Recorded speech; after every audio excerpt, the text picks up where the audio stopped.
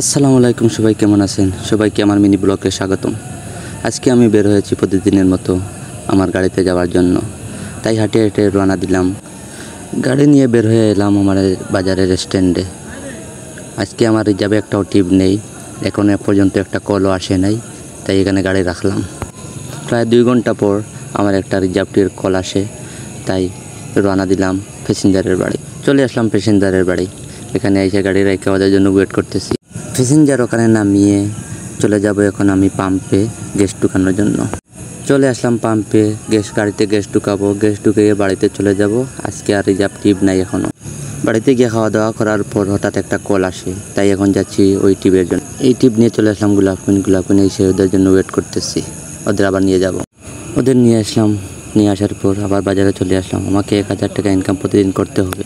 এখনও আমার 1000 টাকা এখনও হয়নি, তাই গাড়ি আরও চালাতে হবে।